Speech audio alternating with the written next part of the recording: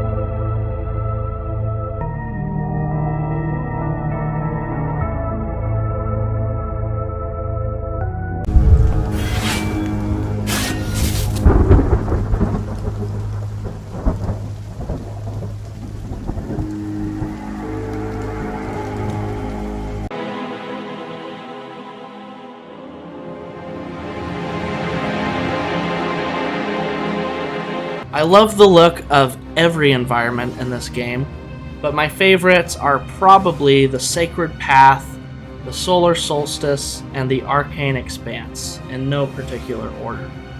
Stunning visuals and otherworldly level architecture abound across these numerous dimensions. As I stated previously, each episode contains a different set of enemies, with some utilizing ranged attacks, and these can be grounded or flying enemies, and others rush the player in order to inflict melee damage. There are so many enemies in this game, some of which are giants in suits of armor, others are golems made of stone or Lovecraftian tentacle monsters. Then there are also spectral enemies and ball-shaped enemies, which I gotta say are honestly my least favorite in the game, as these enemies can often be annoying to deal with and are also just lazy enemy designs. Definitely the weakest aspect of the entire game. The weapons that you are given to deal with these monsters are certainly interesting in aesthetic design and in concept, but they do mostly fit into standard boomer shooter archetypes. What's really interesting is that even though Medieval's environments and enemies are 3-dimensional, the weapons are displayed as 2-dimensional sprites. In fact, the first time I played this game, I had to look closely to see that this was the case, because it really is hard to tell. You have a battle axe, which is a decent melee option when dealing with small numbers of enemies, especially if you can time your attacks between the enemy attacks. You also have a sword called the Whisper's Edge that sends out a magical projectile with every slash, very much like Quietus from Hexen, another Raven Software FPS. The staff of the Azure Orb, the lightning-spitting trident known as the Voltride,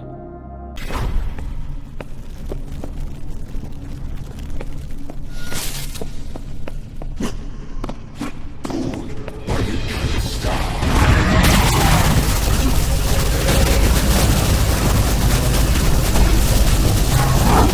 which also has the ability to create chain lightning when fired for long enough. The Star of Torment, a crystal mace that essentially acts as the game's shotgun, shooting out a spread of crystal shards that can pin enemies to walls like the Penetrator from Fear.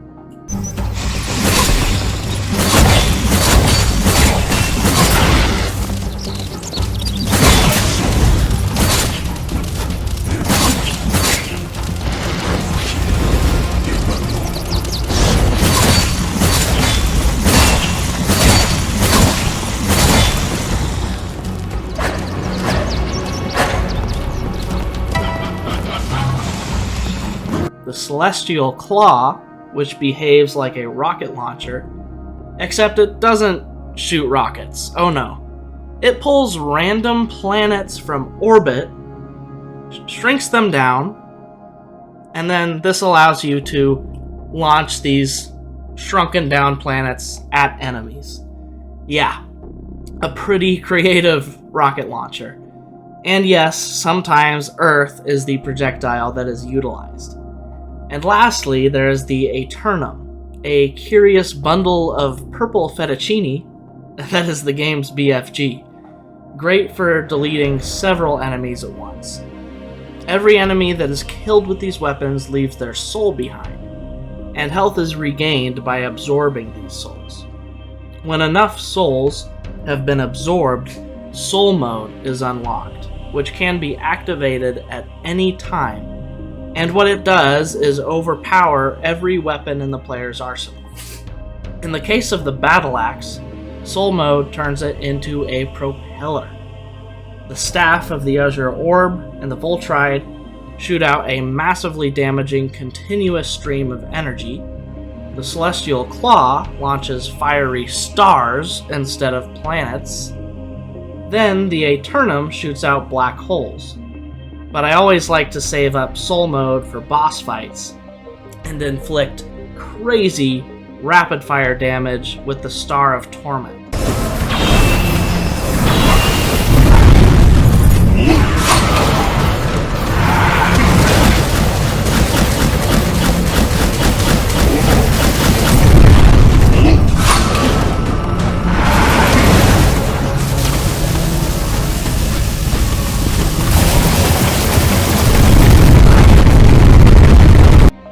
This ability can certainly be abused in this way to trivialize some of a medieval's bosses, but it is still very satisfying, especially with the crazy high DPS of the Soul Mode Star of Torment.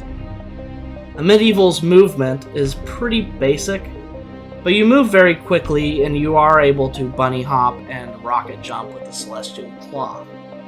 And circle strafing around enemies with your finger pressed firmly on the left mouse button is a classic strategy that is highly recommended here, much like in the boomer shooters of yore. A prequel expansion for a medieval called the Black Labyrinth was released on August 18th of 2023. In this prequel, the player must conquer 10 new levels in order to obtain the Battle Axe that grants the ability to cross dimensions, thus leading into the events of the main campaign. Each of these 10 levels has a unique theme and atmosphere, which means that there is even more visual variety in the expansion despite its shorter length. In fact, once again, while we're on the topic, let's enjoy some more stunning vistas, this time from the expansion.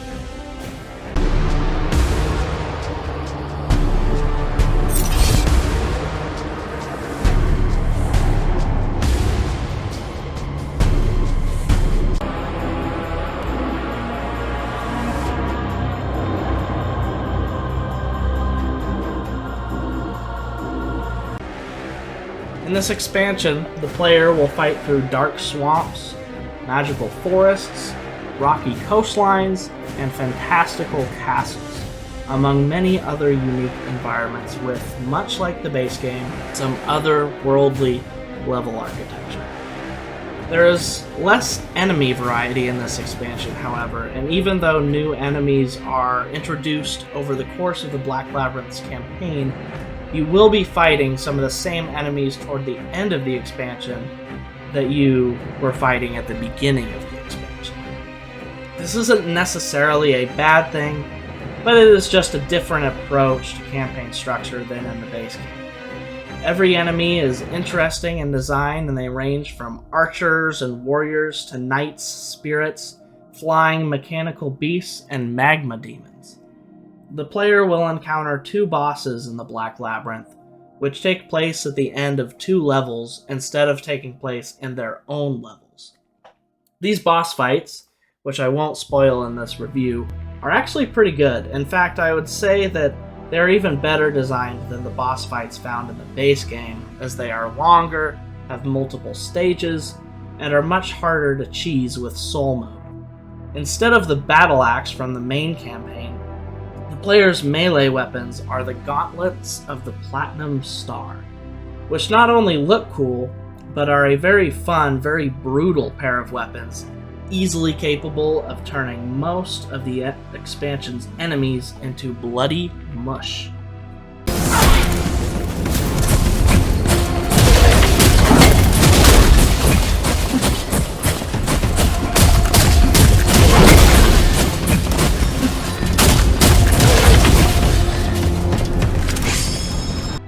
The other weapon that is replaced by another is the Aeternum.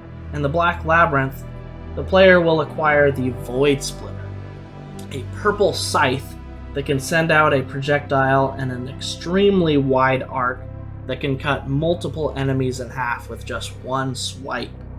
This visual feedback makes the Void Splitter even more satisfying to use than the Aeternum. In fact, in my opinion, I find it quite a bit more satisfying. And this weapon is absolutely crazy in soul mode, as it rips through time and space in stunning fashion.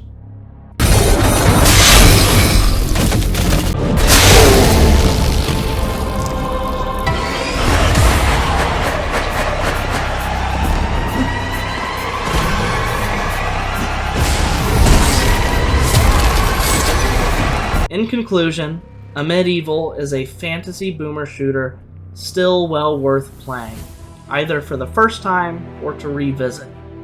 In the Black Labyrinth, while it doesn't do anything too crazy, is a worthy prequel expansion.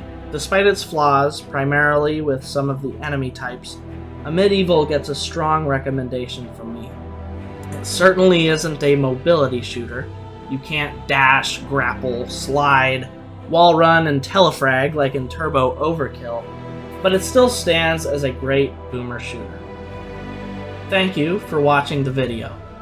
If you enjoyed it, please remember to like and subscribe. If you didn't, don't hesitate to dislike it. And as always, enjoy the rest of your day.